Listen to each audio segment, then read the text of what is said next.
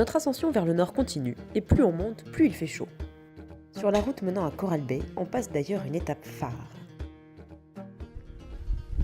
What's up? Tropique du Capricorne, derrière ce panneau.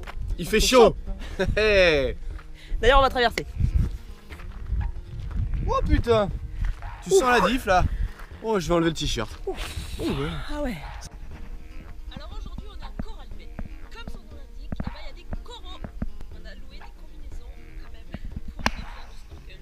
Parce qu'on n'est pas courageux et que l'eau elle est à 21 degrés. Voilà. Zou.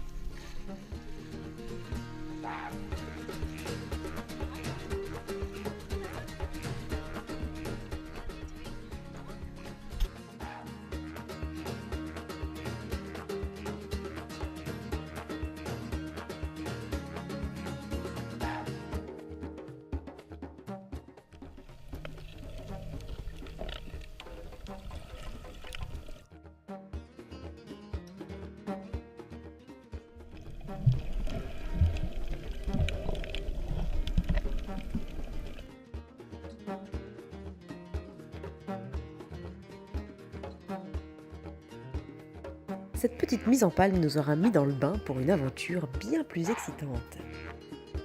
Allez, accrochez-vous, on va plonger avec les requins-baleines. Après avoir embarqué à bord du Sea Ferry avec l'équipe du Three Islands Whale Shark Dive, on a enfilé notre matériel de snorkeling qu'on a été essayé dans les eaux cristallines de la Ningaloo Reef, histoire que tout soit au point au moment où il faudrait plonger avec les requins-baleines. Le tout sous l'œil affûté de Chantelle, notre photographe sous-marine.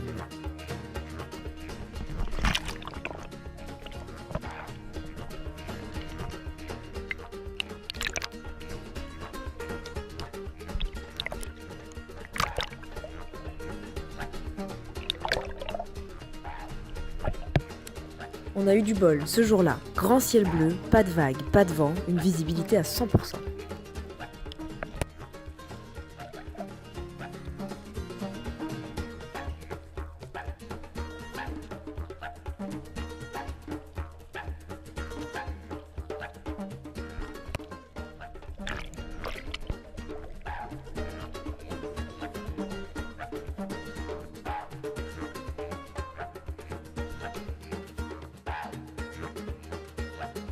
Rien que là, on était déjà super contents et on en prenait plein les mirettes.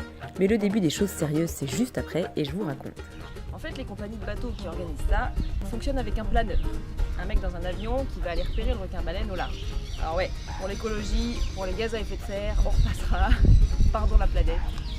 Le planeur, quand il repère le requin, il va passer un appel radio au bateau.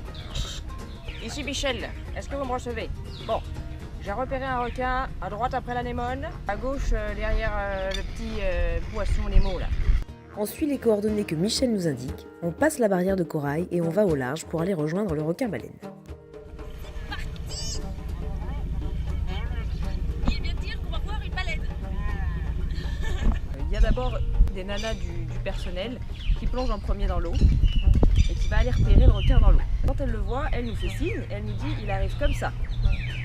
Et nous, il va falloir qu'on se mette à l'eau, notre petit groupe de plongeurs, en amont en fait du requin, pour que le temps qu'il nage vers nous, on ait le temps de se mettre à l'eau et d'arriver à peu près à ses côtés.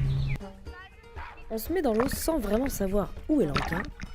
On met la tête dans l'eau, on commence à chercher et là on se dit mon Dieu, s'il faut je me retrouver nez à nez avec lui.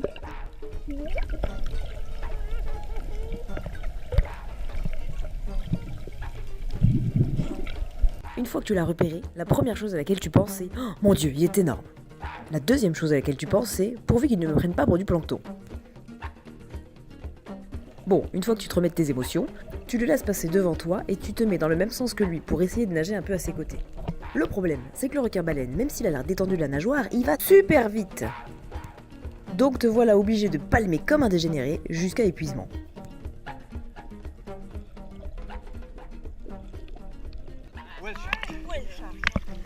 Énorme.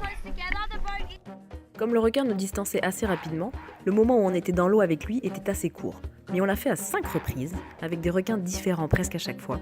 Et c'était toujours ce super sentiment de peur et d'excitation.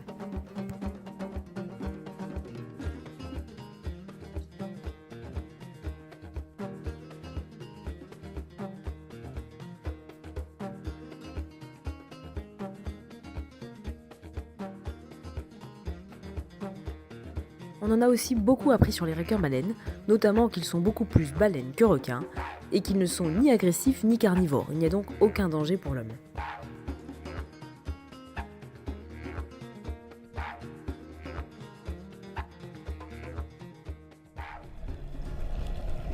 On a vu aussi plein d'autres animaux, les baleines à bosse tout près de notre bateau. On a même dû s'arrêter, couper les moteurs parce que les baleines à bosse, on n'a pas le droit de les approcher à moins de 100 mètres normalement. Mais là, c'est elles qui sont venues près du bateau. Alors le capitaine a coupé tout en attendant que la baleine continue sa route. Alors du coup, on les a vus passer vraiment tout près de nous. C'était assez magique là aussi, avec le jet d'eau et compagnie, c'était vraiment cool.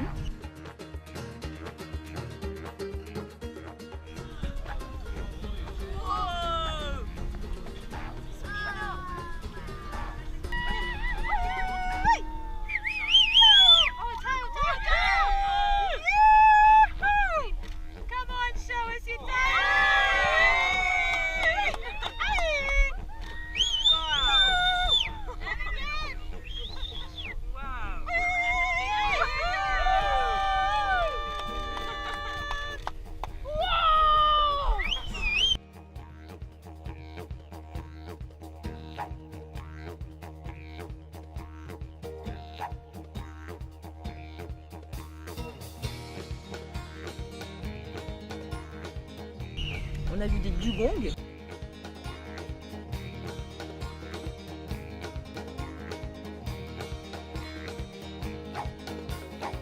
On a vu des raies mantas, on a vu des tortues de mer, des stingrays et des raies pastenagues à pois bleu.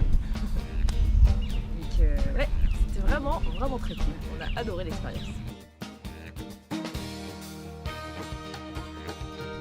On est reparti d'Exmouth des étoiles plein les yeux, des baleines plein la tête, et pour parfaire le séjour, on s'est arrêté à Charles Knife Canyon pour s'en mettre encore plein la vue.